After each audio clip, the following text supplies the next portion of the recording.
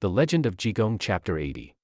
This specific chapter, the one we are really sinking our teeth into today, it operates on a completely different wavelength than your standard folklore heroic tale. It really does. It is an incredibly dense, layered text that seamlessly blends like supernatural trickery with some highly questionable yet shockingly modern restaurant marketing hacks. Oh, the marketing stuff is fascinating. It's insane. It gives us incredibly dark slapstick comedy, and then completely out of left field, it drops us into a gritty, deeply cynical, bureaucratic procedural murder mystery.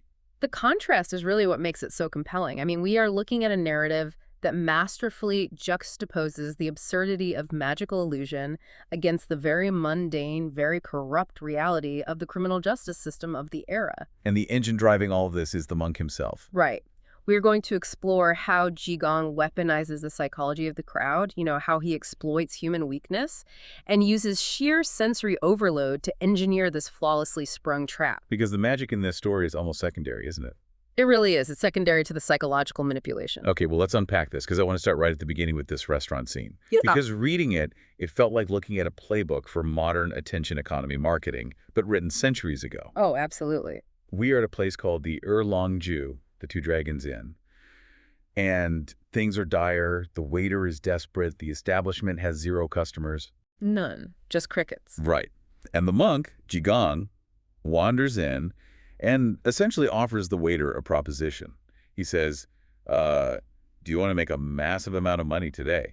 Which is a proposition no desperate business owner can refuse. Never. Even despite the glaring logistical impossibility of it. Exactly.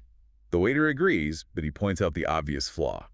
The text is highly specific about the inventory they actually possess. It's a failing business on its last legs. They have almost nothing. Right. They have a few caddies of meat, 10 caddies of noodles, 1 single pitiful small chicken, and virtually no wine. So if a crowd actually did show up, they couldn't feed them. No way. They have no supply to meet any potential demand. If we evaluate this purely from a rational economic framework, the Erlong-ju has no right to exist in the marketplace on this particular day. Its intrinsic value is 0. Practically 0, yeah. But the monk operates on a completely different plane of economic theory. He doesn't care about supply at all. Not even a little bit. He isn't concerned with the reality of supply. He is solely focused on the architecture of perceived value. He understands that commerce, at its core, is often just an illusion agreed upon by a crowd. And his strategy to build that illusion is entirely based on faking the sensory experience of commerce. Right, it's all about what you hear. He tells the waiter, look, when we run out of wine, which we will, just go out back, pull up cold well water, serve it in the wine pots, and call it Bagan, which is a white looker. Yeah, but that's just the logistical workaround. Right. The real genius is the environment he constructs. He tells the manager of the inn to stand at the front desk and just start violently, loudly shaking the abacus. Just making as much noise as possible. Yes. He instructs the idle kitchen staff to take small metal spoons and just start banging them rhythmically against the large ladles and wokes. Which creates this huge racket. And he tells the waiter to sprint around the empty dining room, yelling out fake orders at the top of his lungs. Things like, 2 pots of bacon to table 4. He is literally manufacturing a vibe out of thin air. It's wild.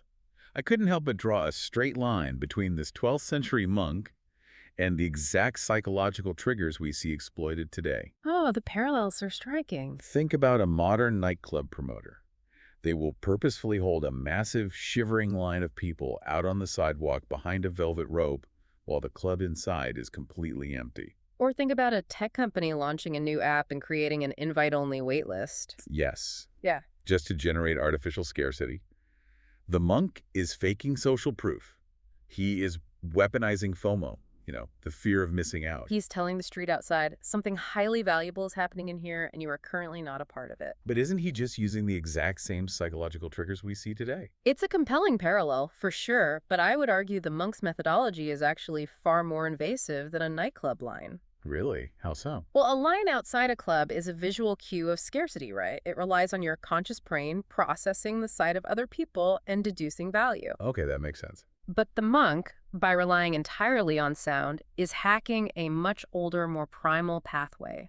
The human brain processes sound faster than sight. Oh, wow. I didn't know that. Yeah, and sound triggers immediate precognitive emotional responses. When our ancestors heard the sounds of a large group gathering and engaging in high energy activity, the evolutionary imperative was to join them immediately. Because if you didn't, you were left out. Exactly. Isolation meant vulnerability. And a gathering crowd usually indicated a sudden abundance of resources, like a fresh kill or a new water source. So you're saying he isn't just suggesting they come in.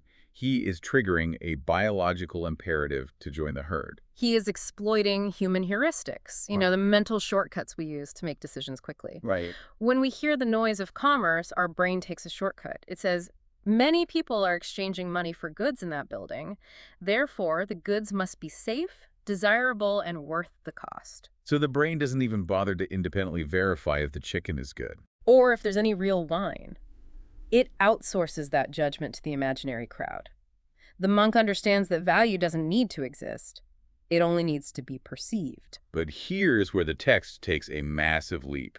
Because setting up a fake vibe, playing atmospheric restaurant noises, that is clever, manipulative marketing. We see that all the time. We do, yeah. But what happens next in the story crosses a terrifying line. We don't just see a faceless crowd wander in off the street. The narrative zooms in and follows 4 very distinct, highly individualized customers. And they are magically, supernaturally compelled to enter the 2 dragons inn against their own conscious will. Exactly. The illusion moves from the physical space of the restaurant directly into the internal landscape of their minds. This is a crucial escalation. I mean, the author shifts from manipulating the external environment to actively subverting internal human agency. It's like mind control. It is. It allows the text to explore not just how crowds behave, but how individual identity and intention can entirely disintegrate under pressure. The first victim of this compulsion is a character named Manager Chen. And the text does a phenomenal job of establishing exactly who this guy is before it just breaks him. He's very principled. Very. Chen is the manager of the grain store right across the street. Yeah. He is notorious in the neighborhood for absolutely despising alcohol and anyone who drinks it. He hates it. He is a strict, severe, obsessively sober boss who will fire his employees on the spot if he catches them anywhere near a wine pot. So he's the last person who would go to a tavern. Exactly. And when we meet him, he has just finished eating a full meal. He is standing outside his grain store, physically rinsing his mouth out with water.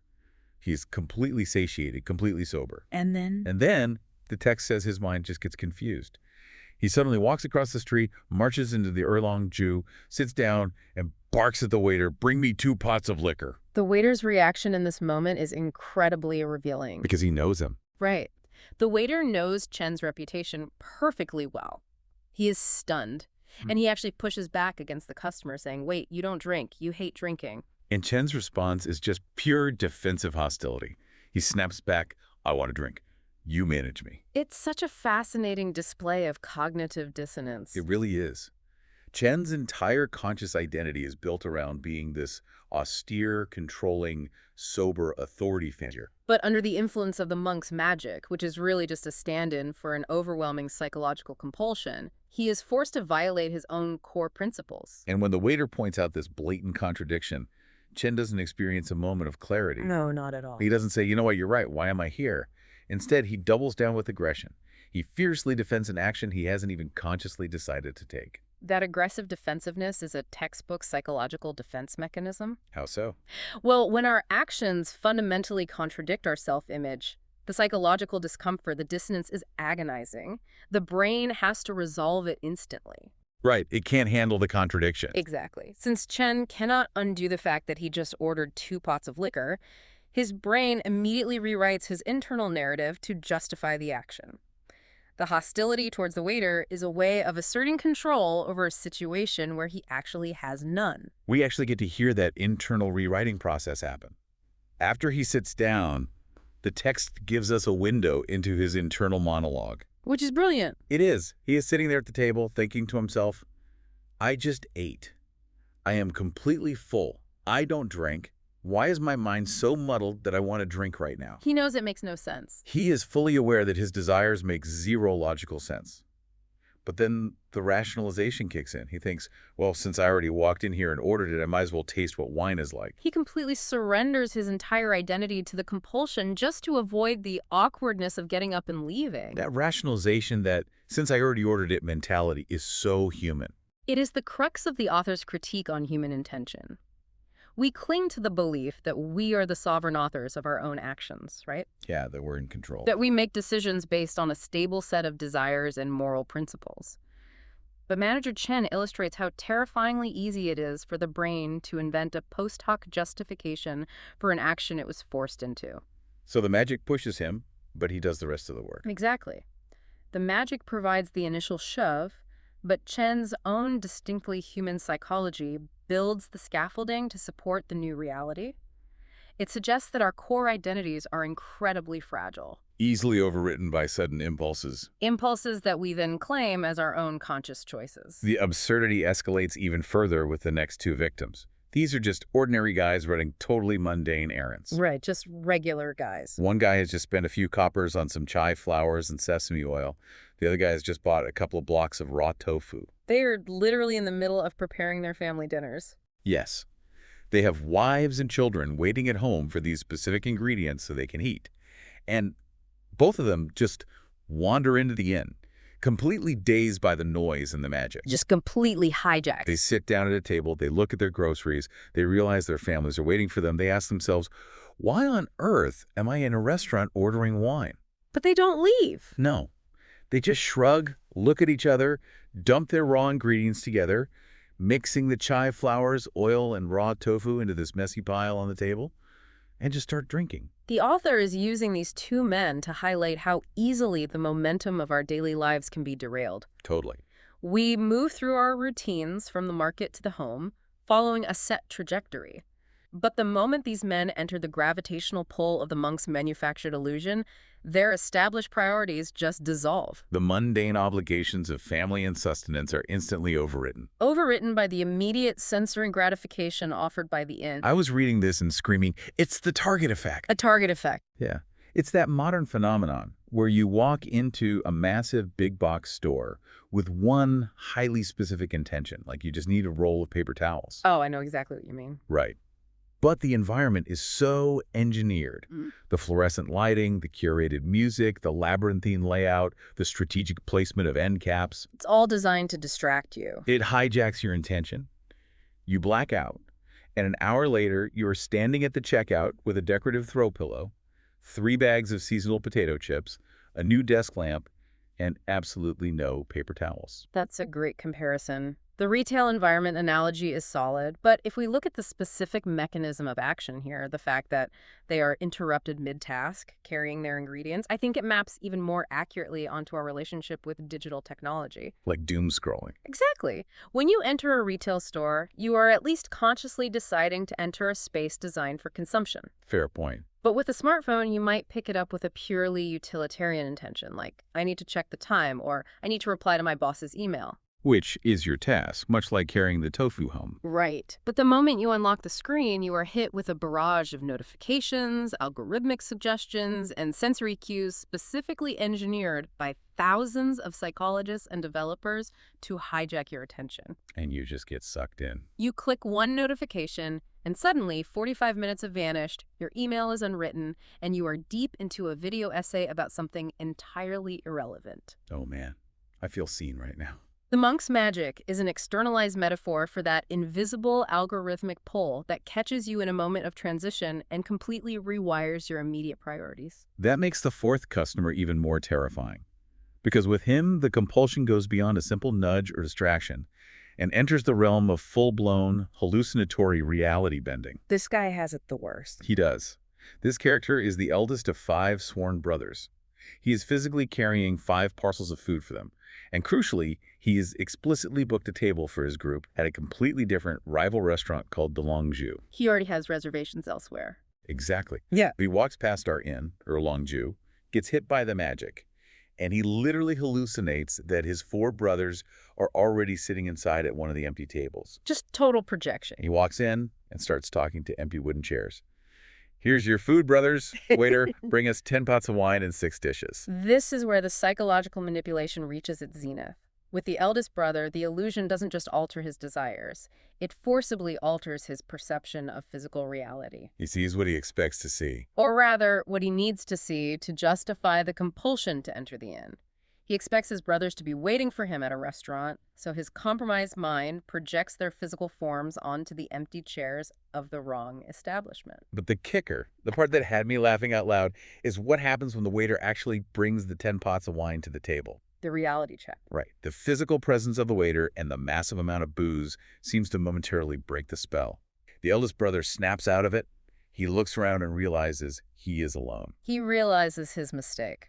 He realizes he is in Erlangju, not Delongju. Yeah. He realizes he just ordered a catastrophic amount of food and alcohol at the completely wrong location. And what does he do? Does he apologize? Does he throw a few coins on the table and run away? No. He sits there and decides, well, the food and wine are already ordered here. It's unbelievable. So he gets up, walks down the street to the rival restaurant, finds his brothers waiting for him there, and drags them all back to the trap. It is the absolute ultimate manifestation of the sunk cost fallacy, supercharged by social anxiety. Totally. He has committed an error, and correcting that error would involve multiple layers of discomfort. He would have to admit fault, he would face the embarrassment of apologizing to the waiter, and he might have to pay a financial penalty for the food he ordered but doesn't want. So to avoid all that awkwardness, To avoid that localized, acute discomfort, he chooses to reorganize his entire evening and the evening of his 4 brothers to accommodate the mistake.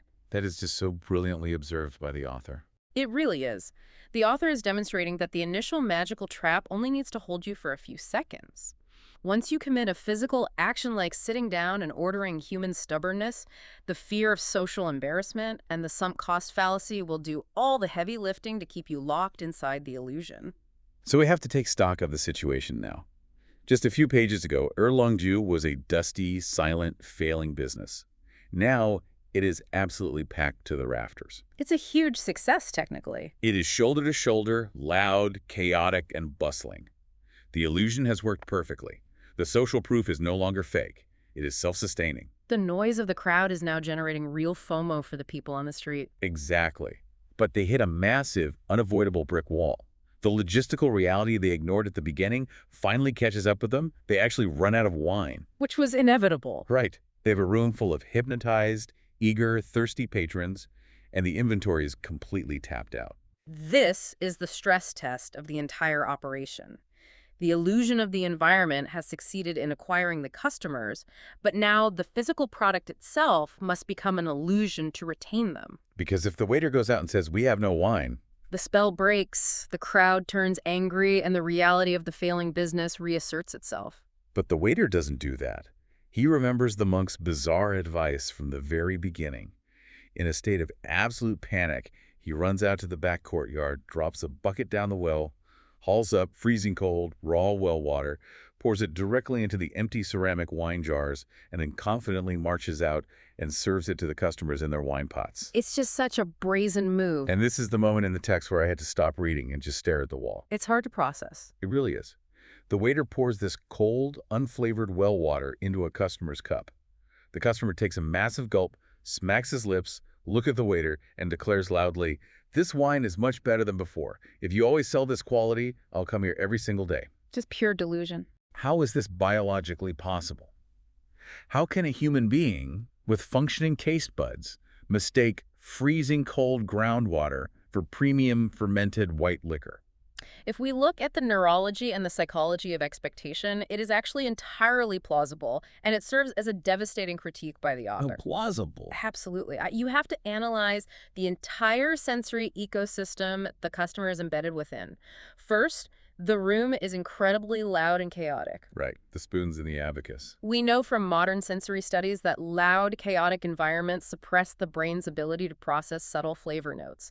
Your sensory bandwidth is simply overloaded by the noise. Oh, that makes a lot of sense. Second, the customer is caught up in the collective effervescence of the crowd. Everyone around him is drinking, laughing, and behaving as if they are intoxicated. Social contagion is a powerful force. He just wants to fit in. Exactly. Third, and perhaps most importantly, they are under a subtle, lingering psychological influence that has already compromised their ability to evaluate reality. Wait, so their brains are just totally overriding the physical input from their tongues? Precisely. It is a masterclass in the placebo effect. driven by expectation framing. Expectation framing. Yeah, when the expectation of an experience is strong enough, the brain will physically alter sensory perception to match the expectation. That is wild. Think about modern wine tasting experiments. Researchers have repeatedly shown that if you take a cheap $10 bottle of wine, pour it into an expensive, prestigious bottle, and serve it to self-proclaimed wine experts, they will consistently report that it tastes complex, sophisticated, and vastly superior. Because they expect it to be good. Right. Their brain expects high quality based on the visual cue of the bottle, so it actually simulates the experience of high quality on the palate. But wine still tastes like wine. We are talking about water here. True, but consider what the customer is expecting. Bacon is a strong, clear, distilled liquor. It is characterized by a sharp, burning sensation in the mouth and throat. Okay, so they're expecting a burn. The customer expects a shock to the system. When he drinks the well water, he receives a shock, but it's the crisp, sharp shock of freezing cold temperature. Oh, wow. So they just confuse the sensations. Exactly. His compromised, overloaded brain fails to recognize the absence of the alcohol burn and instead misinterprets the intense cold as a sign of purity, smoothness, and superior distillation. He thinks, this doesn't burn like cheap liquor. This must be the good stuff. It is so deeply embarrassing for that character. Yeah. He's sitting there, probably acting slightly tipsy, bragging about the quality of the puddle water he's chugging. And that profound embarrassment is exactly the author's intent. The text is executing a sharp, vicious social critique here. Taking aim at the Psalms. Exactly. The author is taking aim at the pretentiousness of the consumer class. He is suggesting that people, especially those who fancy themselves connoisseurs or who are desperate to participate in a high-status social environment, often have absolutely no ability to distinguish between manufactured hype and actual substance. You just want to be part of the scene. They aren't consuming the liquid in the cup. They are consuming the idea of the wine, the status of the bustling room, the ego boost of being part of the in crowd. It is the ultimate emperor's new clothes scenario, played out in a 12th century tavern. It really is.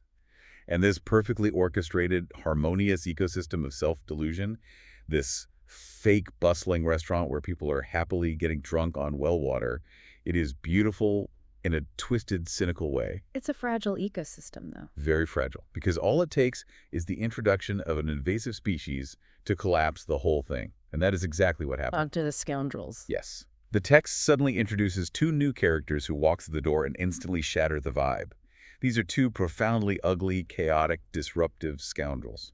And with their arrival, the text pivots sharply into the realm of physiognomy. Which is what, exactly? For those unfamiliar, physiognomy is the ancient practice of assessing a person's moral character, personality, and destiny based entirely on their outer physical appearance. So basically judging a book by its cover.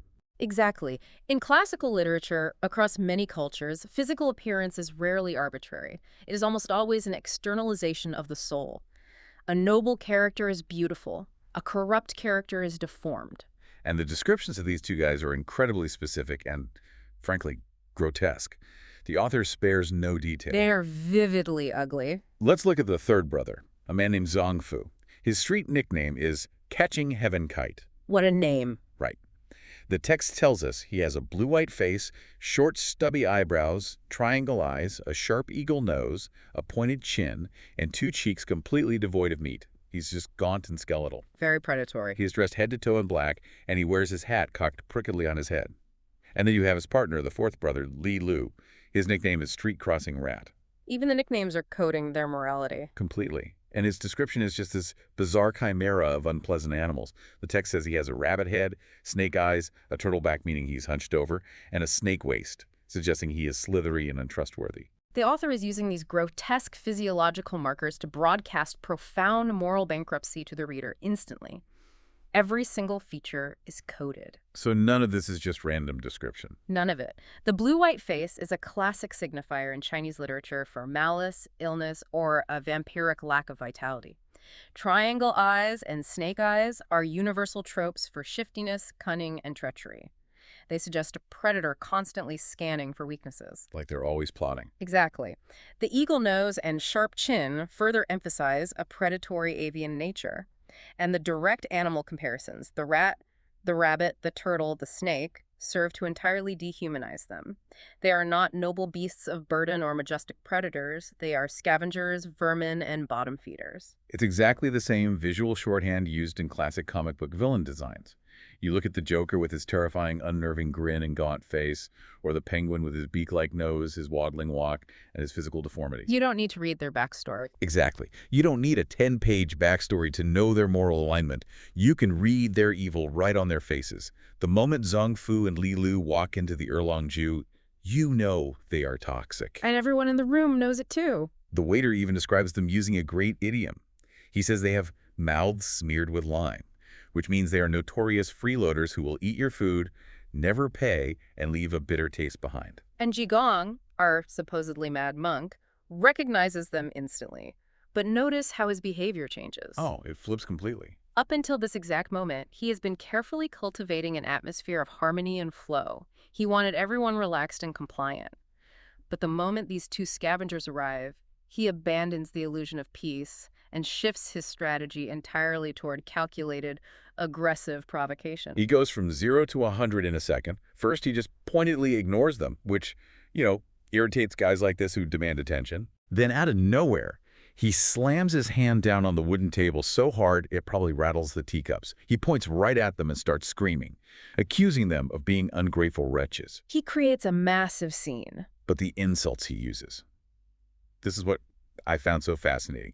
He doesn't just call them thieves or freeloaders. He claims, at the top of his lungs, that he spent 20 king of rice paddies and 2 whole temples on their wives to support them. Which is an insane exaggeration. Right. And then he gets hyper-specific. He points a finger right in Zhang's face and says, "You have a 25-year-old white-faced wife." He pivots to Lai and says, "You have a dark yellow-faced wife." He even claims he knows exactly how many blankets they have in their respective bedrooms. It is so unhinged. Why does the monk bypass standard insults and go straight for such wildly specific, deeply intimate lies about their domestic lives? Because it is a flawlessly executed psychological attack designed to bypass their rationality and strike directly at their deepest vulnerabilities. Okay, unpack that for me. Well, if the monk had simply called them thieves, freeloaders, or scoundrels, they likely would have laughed it off or brushed it aside. Why? Because that is their established public persona. Oh, I see. They are comfortable operating as known villains. It gives them a twisted sort of street credibility. They have armor against those insults. Right. Calling a rat doesn't offend the rat. Precisely. But the monk doesn't attack their public criminal sphere. He attacks their private domestic sphere. In the historical and cultural context of 12th century China, patriarchal family honor, the chastity and reputation of one's wife, and the sanctity of the home were paramount. So he's hitting them where they actually care. By loudly proclaiming that he has been financially supporting their wives, implying an illicit relationship, he is executing a massive public violation of their social boundaries. But it's the specificity that makes it so lethal, right? Like, I know how many blankets you have. It moves from a standard insult into this realm of terrifying psychological warfare. That is the genius of the tactic. He takes an utterly absurd, grandiose lie. I spent vast agricultural estates and multiple religious institutions to support your wives, which no one would normally believe, and he anchors it with hyper-specific, accurate details. He knows their wives' exact ages and complexions. He knows the intimate inventory of their bedrooms. By weaving undeniable truths into the fabric of the lie, he creates a weaponized narrative. The scoundrels can't just dismiss him as a raving lunatic because his knowledge of their private lives proves he has some form of access or surveillance on them. It makes the absurd lie feel terrifyingly intimate and real. It does. It rattles them to their core. We actually see the scoundrels short-circuit trying to process this. At first, Zhang tries to play it cool. He leans over to Lai and whispers, "Don't listen to him. He's not talking about us. He's just a crazy monk yelling at the wall." They try to diffuse it. But because the monk keeps hitting those specific, undeniable details and doing it at top volume, the entire crowded restaurant stops drinking their well water and starts staring at them. The social pressure mounts instantly. And finally, they just snap. The text says their faces change color, they jump up, and they physically challenge him. The provocation works flawlessly. The monk engineered a scenario where violence was the only remaining option. He trapped them in a paradox of honor. How so? If they back down and ignore the insults, they lose face in front of a massive crowd, practically admitting that the strange monk is sleeping with their wives. The only socially acceptable response from the perspective of their bruised egos and public standing is brutal physical So you retaliation. have to fight him. They have no choice. He manipulated their toxic pride just as easily and just as effectively as he manipulated the previous customer's desires for alcohol. And then the monk, in this completely bizarre show of mock consideration, holds up his hands and says, "Gentlemen, please, if we're going to have a fight to the death, let's step outside into the street. Let's not ruin this nice establishment's business." Which is inherently hilarious. Considering the entire business is currently built on mass hypnosis and puddle water. But they agree. They step out to the dirt street, surrounded by this massive crowd of onlookers. And this leads to one of the most bizarre, gruesome, and darkly comedic fight scenes I think I've ever encountered in literature. It is a scene that violently and intentionally subverts every expectation of its genre. Totally. In traditional wuxia literature, or any classical narrative involving martial arts and powerful monks, a confrontation like this would typically be a showcase of magnificent physical prowess. You would expect displays of acrobatic grace, the channeling of internal ki, and devastating elegant strikes. Exactly. You expect crouching tiger, hidden dragon. You expect the monk to stand on a bamboo leaf and deflect their punches with a single finger. Right, some grand display of martial arts. But instead, we get this weird, cartoonish, almost pathetic scramble.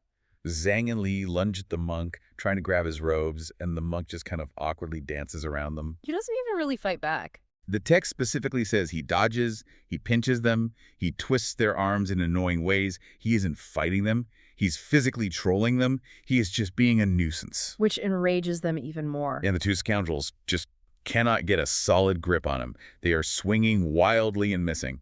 Finally, Zhang Fu gets utterly desperate and enraged. He winds up and swings a massive wild punch right at the back of the monk's head. And here is the climax of this entire elaborate, chapters-long setup. The text describes the punch landing.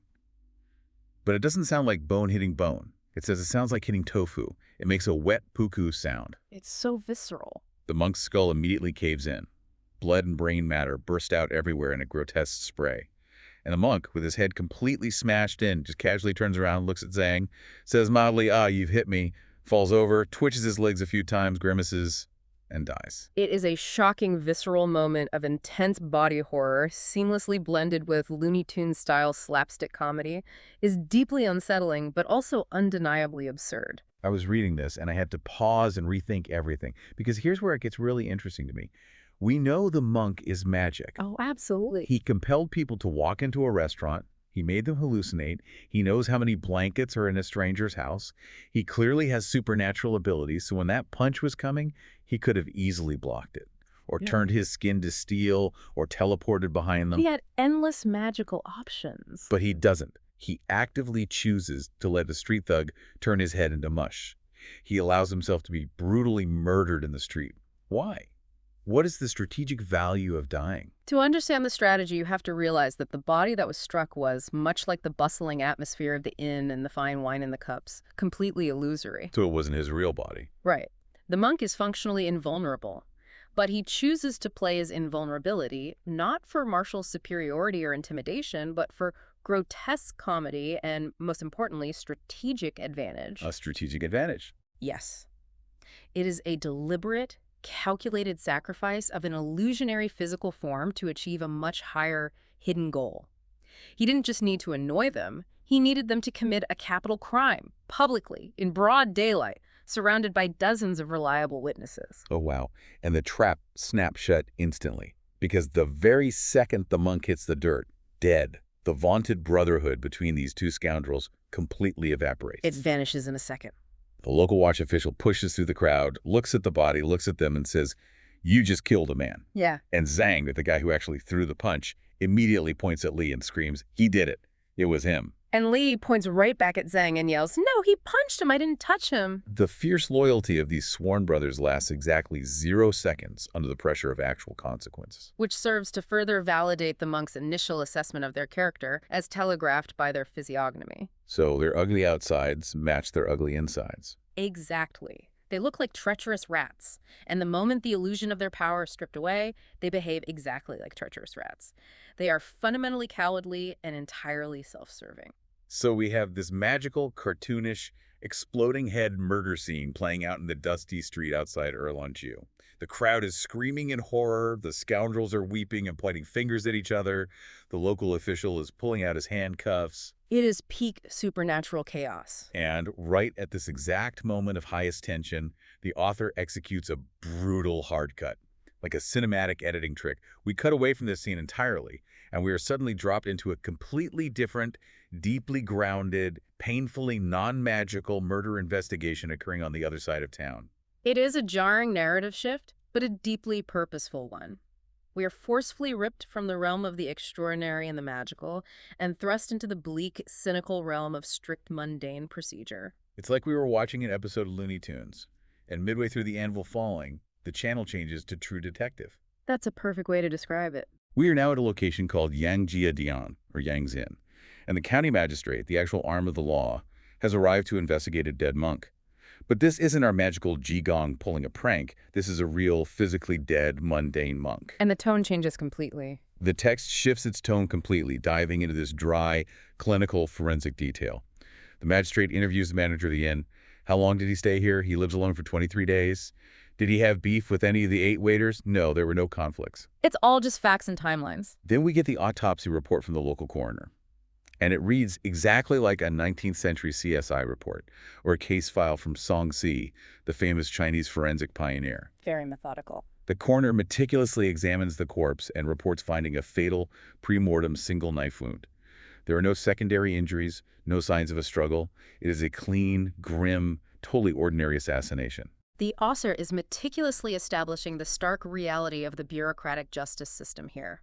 There is no whimsy, no magical illusions, no cosmic lessons.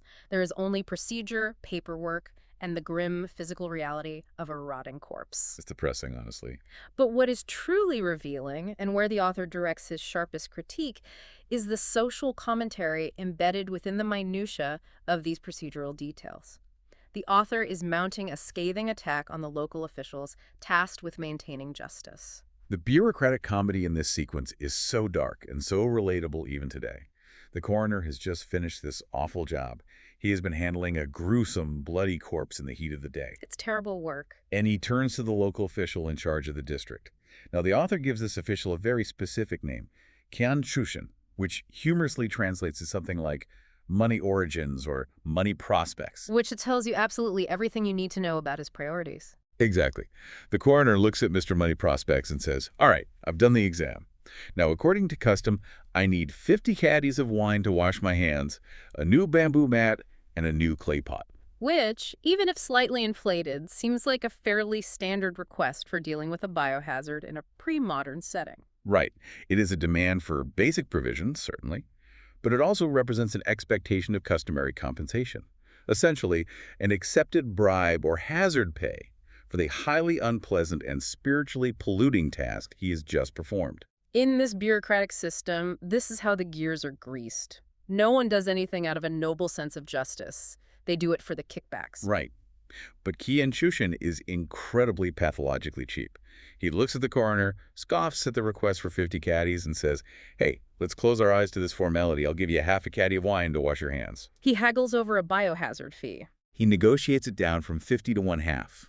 And then, instead of paying the coroner actual cash for his work, Qian gestures across the street and says, "Look, let's just head over to that stall. I'll buy you 2 bowls of noodles and we'll call it even." That is just insulting. And the coroner is deeply professionally offended. He refuses the needles, complains loudly that he should be getting paid in hard currency, mutters about having much more important work to do elsewhere, and basically goes on strike, storming off to follow the magistrate's palanquin and complain to the boss. This petty squabble over noodles and wine is the crux of the scene. The author is highlighting the mundane corruption, the pathetic cheapness, and the profound systemic apathy of the local justice system. Because none of them actually care about the dead guy. Exactly. Look at the motivations of the characters involved. The coroner isn't motivated by finding the truth, analyzing the knife wound, or seeking justice for the murdered victim. He's solely annoyed that his expected kickback is being undercut. The local official, Kian, isn't concerned with securing the crime scene or finding witnesses. He's entirely focused on cutting costs and getting out of paying the coroner. And the magistrate himself. The magistrate, the highest authority present, is just going through the motions. He fills out the mandated corpse form, orders the body to be boxed up, and prepares to leave. There is no investigative urgency. There's no moral outrage over a murdered holy man. The system is entirely stagnant. It is demonstrably incapable of solving this real gritty murder because every single gear in the machine is only turning to serve its own minor, selfish interests. So we have two completely separate tracks running parallel in this narrative. Track A is the supernatural chaos. A magical monk fakes his own exploding head death in front of a hypnotized crowd to frame two ugly street scoundrels. Track B is the grim reality. A corrupt, apathetic bureaucracy fails entirely to care about a real, mundane, murdered monk. I want you to hold both of these isolated incidents in your mind, because the absolute breathtaking genius of this source text is how these two entirely different worlds are about to violently crash into each other at high speed. But convergence of these two plots is where the author's grand structural design is finally laid bare. It is a masterstroke of narrative plotting that recontextualizes every single bizarre event that preceded it. Okay, let's set the final scene. The magistrate has finished his useless paperwork at Yang's Inn. He gets into his palanquin and begins the journey back to the main county office, likely intending to file the case away forever. Just sweep it under the rug. He reaches a major crossroads in the town. Suddenly, his procession is forcefully intercepted. A lower-ranking local official from the Erlangju district comes sprinting up to the palanquin out of breath and reports, "Sir, you need to come immediately. Two men have just brutally murdered a poor monk in the street." Consider the psychological state of the magistrate in this moment. He has just spent his entire morning dealing with the bureaucratic headache of one dead monk. And now there's another one. Now, before he can even return to his office, he is confronted with the news of a second dead monk. And crucially, unlike the first case, which was a cold mystery, the supposed murderers of this second monk have already been apprehended and are being presented directly to him on a silver platter. He is furious. He doesn't even wait to get back to his official desk. He halts the palanquin right there in the middle of the dusty crossroads and orders the guards to drag Zhang Fu and Li Lu before him. He wants answers right now. He initiates an immediate, on-the-spot, high-pressure interrogation regarding the Tofu Punch murder. The two scoundrels are thrown to their knees in the dirt, terrified, staring up at the furious face of the highest legal authority in the region. The pressure is immense. And then the text hits us with a twist that just shatters the whole story wide open. During this intense, screaming interrogation about the fake murder, the punch that exploded the monk's head, Zhang and Li, completely crack under the pressure. They break entirely. They panic, they weep, and they unexpectedly scream out a full confession to a murder. But they don't confess to the magic tofu punch. They confess to another murder case entirely.